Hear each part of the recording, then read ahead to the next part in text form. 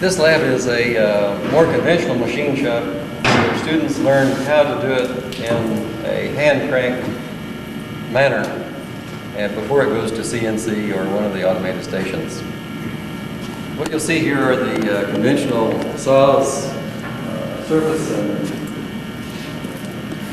ID and OD grinding, milling equipment, and the turning equipment, the lathes that you see in this end of the shop. What's important about getting this far with the Industrial Revolution is that this is the heart. What you see in this room is the heart of how we learned what to do. We first learned to make the tools that would do more than we could do with our hands and do the things in a part component and anything that we needed in a repeatable way so we could always get the same result. And it really set up the opportunity for making it into CNC. And with that, you absolutely have another revolution happening today in cost reduction and part performance improvement. This is a human recovery lab.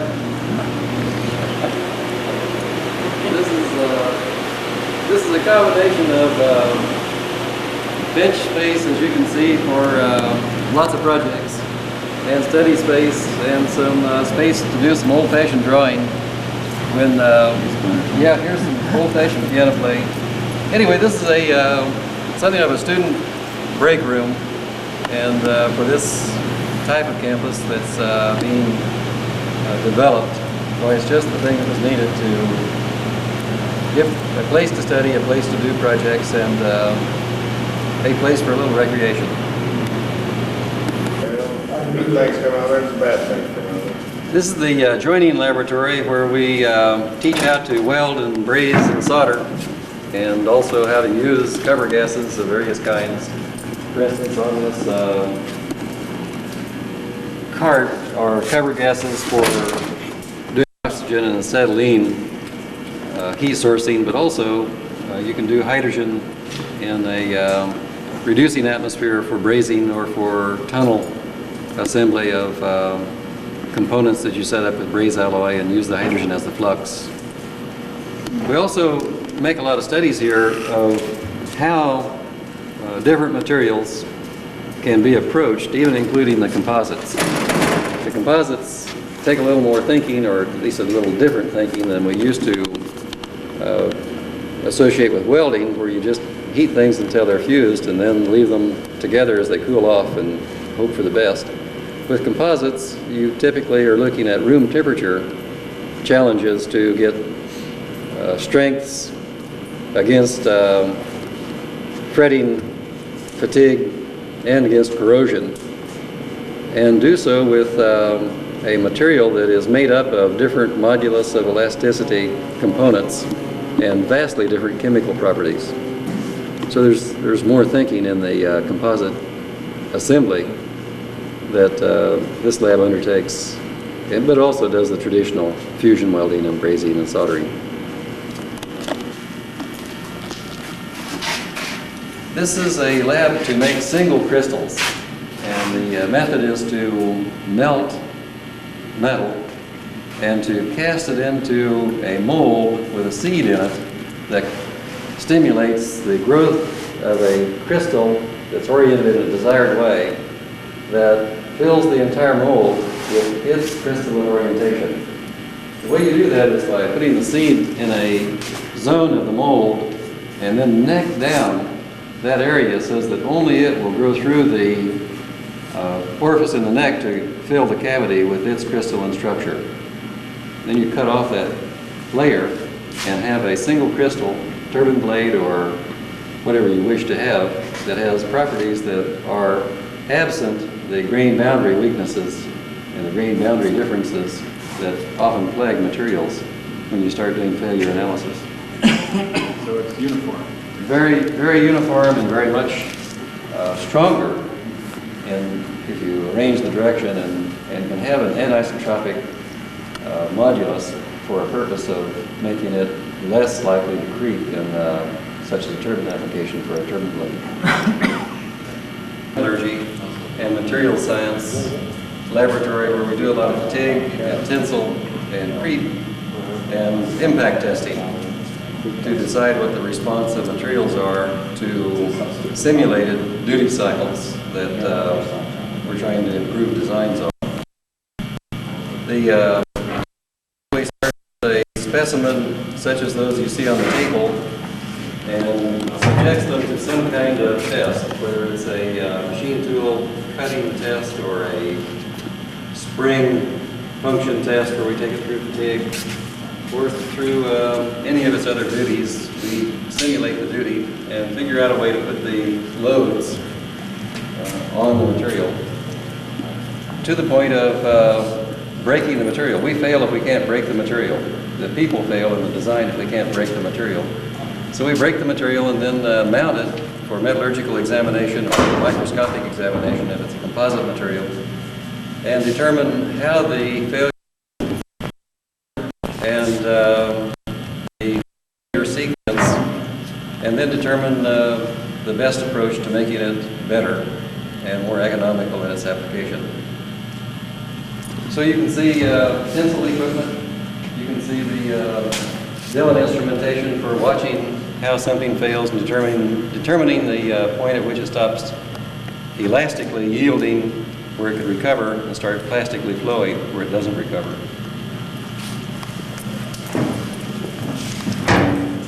The mounting equipment and polishing equipment are along this wall for mounting a specimen in a what looks like a hockey puck, a small plastic cylinder, and then you polish it and make yourself aware layer by layer of what's happening to that material.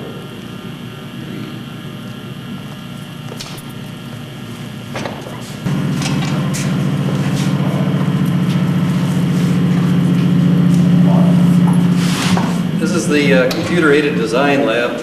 We have instrumentation to the Bendham and Brigham equipment that you saw next door, and here we look at how it happened in a time frame or at a speed that's too fast for the eye to perceive. And we also do computer-aided design then with the information.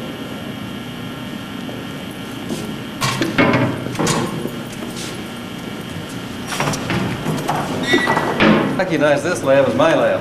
This well-kept, neat, and clean place is just what you'd think of as where I'd be, putting things together for tests and also repairing things and making them into news stations out of their previous life.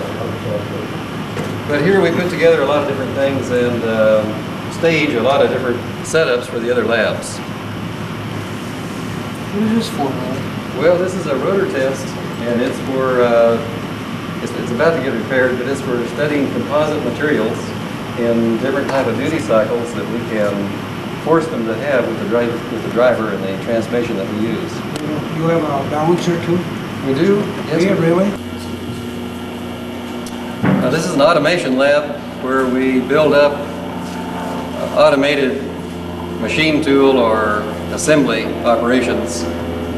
But it's also where we'll work out of today with respect to looking at some exhibits of electrolyzers and fuel cells and composite storage systems for fuels for transportation and energy accumulation.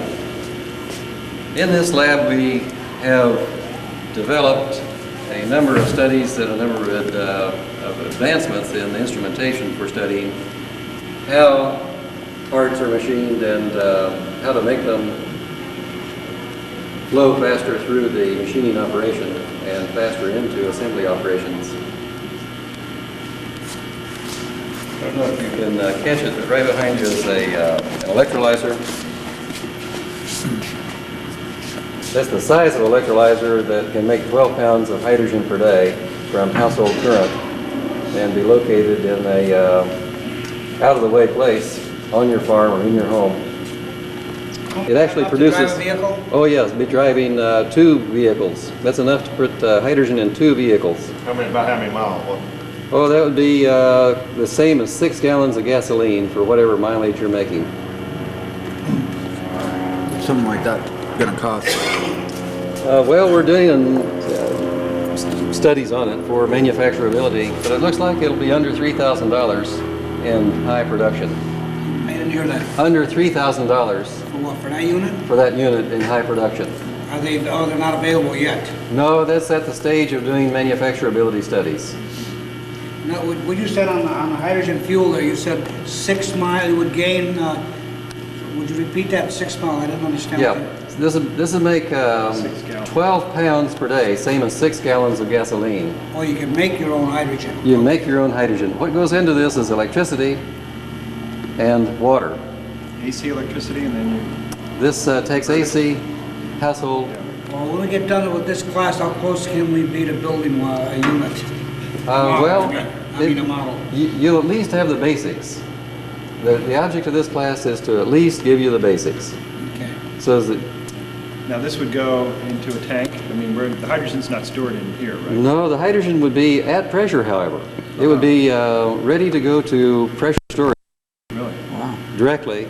And this technology has more than 100 million life support hours to its credit since 1955 as an oxygen generator for submarines in NATO service. What kind of pressures are you on this? 3,000 psi. There are no moving parts in there, basically, huh? Well, it has a fan, but and a liquid booster If you pump. hooked this up and made the loop, took the hydrogen back through a fuel cell, what would the efficiency factor be?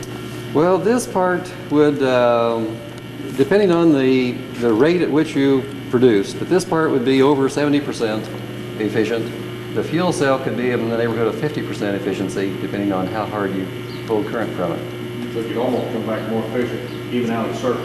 Well, you could do- Combustion in. You could do pretty well, 50% of 70 would be 35, that'd be Yeah. better. make the whole turn.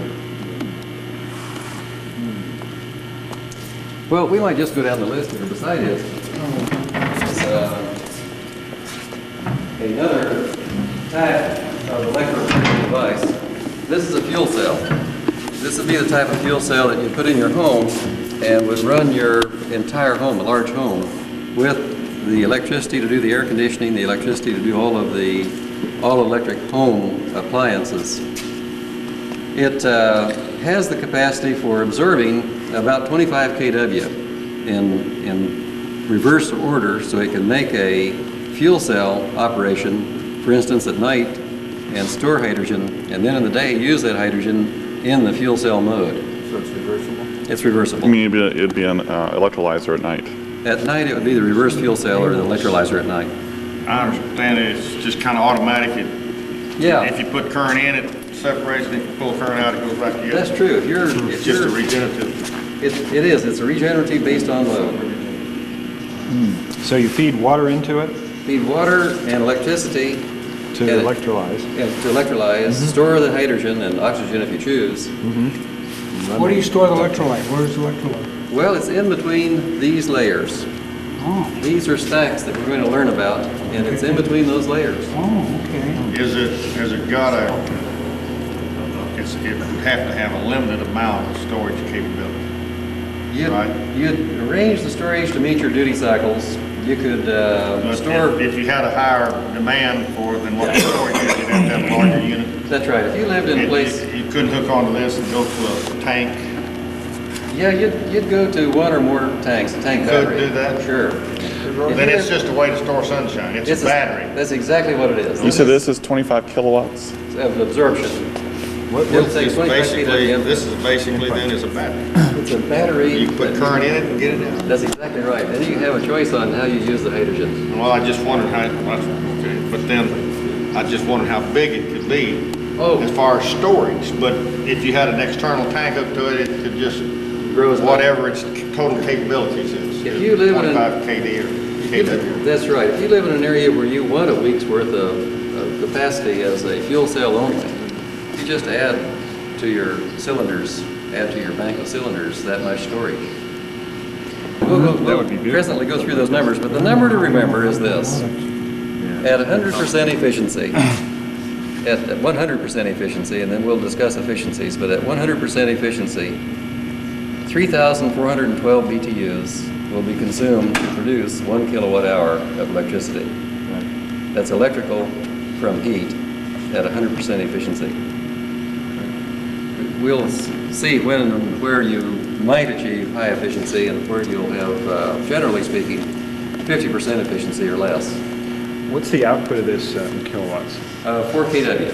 4 kW. That- For what? Forever, as long as you feed it hydrogen. It'll just produce basically 4 horsepower, That- 4 kW. 4 kW. So you would need 3 of these to drive an electric vehicle around. Yeah, round numbers, but if you were driving the electric vehicle, we'd run it on a different duty cycle and perhaps do some forced cooling. The number I gave you is intended for a stationary 25-year life, where you really put the duty cycle at a lower level than you put it in a vehicle or automobile. Roy, how often do you have to replace a stack? Flexible cycle. You could maybe double that or something on a shorter period. Yeah, if you didn't force the cooling, you could put in what you consider to be capacity runs, where the specific heat of all of the components involved didn't let it get over a temperature that you set it at, and it would run maybe 10 kW or 12 kW. It could run 25 kW for a while. It has the capacity to produce a lot more. How energy. far away from production? The only difference between now and production is orders. We know how to do it. We just need 100,000 orders a year to get it on an assembly line. And what kind of estimated cost? $5,000 for the reversible unit. For what it is, Under. that shouldn't be Well, see, far out of sight. if you build that into the mortgage, it disappears because it That's right. saves money. If you build that into the mortgage, that could save money on a monthly analysis of mortgage and utility Especially if you bills. could buy power on off-hour ratings. That's the key. With wheeling, you could do that. You could say to anybody that had surplus wind or solar or hydro or nuclear or biomass energy that you're buying, you're bidding it in. Take all you can at 2 cents and avoid then incurring the cost at 6 cents later in the day. They're paying us about a half cent. And they pay about half cent, is right. On a wind generator, they're paying about half a cent. They pay a half And cent?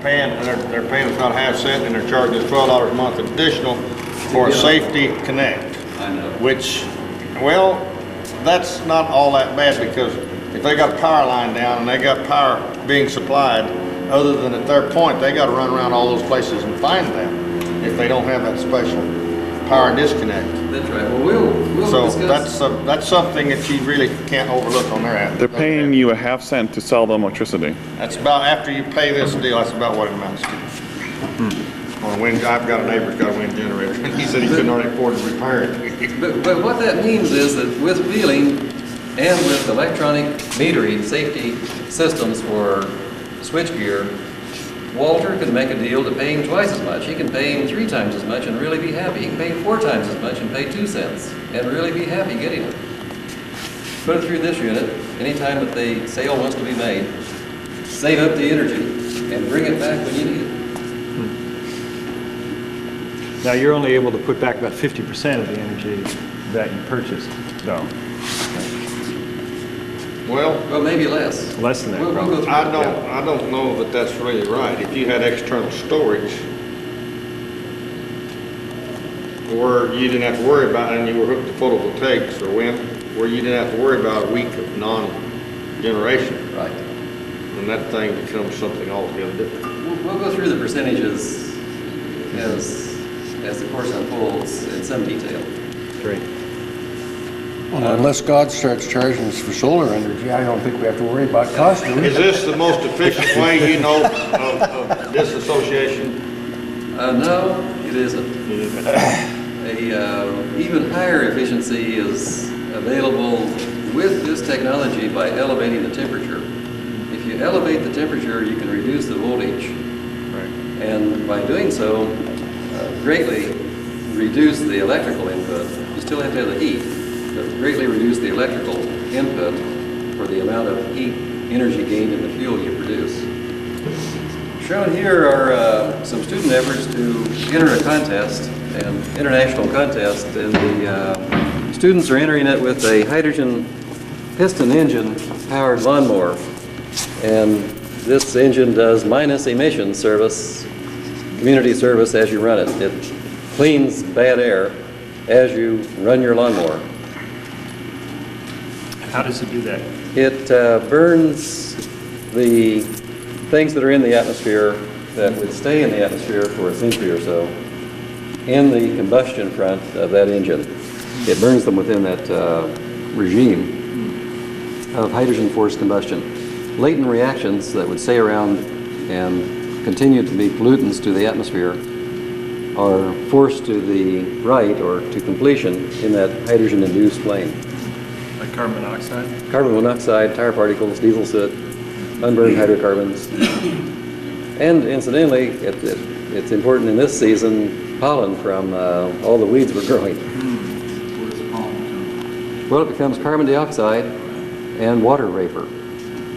Roy, on this here, converting this over to hydrogen, is that about the same idea, converting from propane Pretty close, or gas? About Yeah. the same system, right? pretty close. You need the heater and all that to... Has there been make it any, work. pardon? Has there been any, we're talking about zero emissions, but now you're talking about, Less than zero. Minus. Yeah.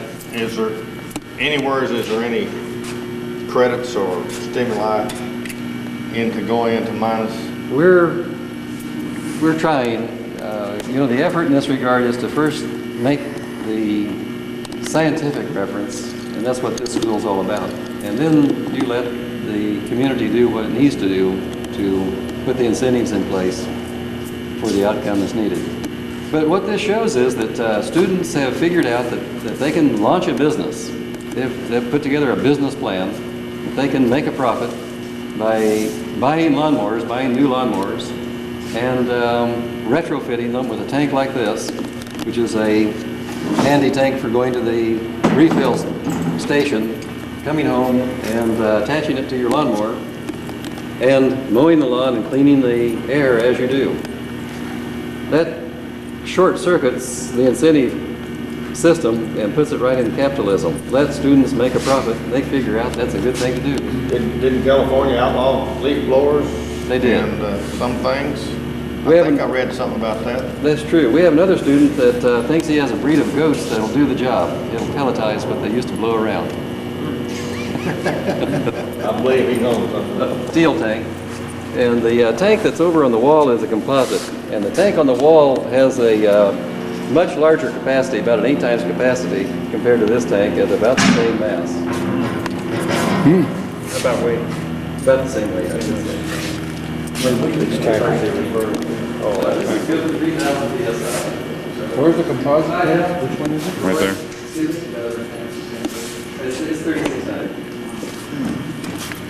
I talked with a company in Florida who's got a contract from the state of California to develop fuel cell lawnmowers and replacement of 2-cycle engines with fuel cells. How does that compare with They got what you're a doing here? contract to do what now? Contract from the state of California to develop fuel cells to replace two-cycle... To replace. these kinds of engines. Well, we're boosting on fuel cell applications in appliances, lawnmowers, and what have you. However, is that this demonstration shows that you can actually do minus emissions. Instead of just moving in the air, you can actually clean the air. Right. Which would be easier to handle, a fuel cell version of a lawnmower or hydrogen converted internal combustion? Oh, they're about the same. If the human engineering and the interface for convenience is well attended, you can make either of them behave themselves in the application. You said one would be much more efficient than the other. Excuse me, One please. would be much more efficient than the other, maybe 3 times as efficient. We will show the efficiency issue in some detail about how you can be more efficient, and the fuel cell has the potential for being much more efficient. But it is true, and we'll see this in some detail in the class, engines have a capacity for being much more efficient.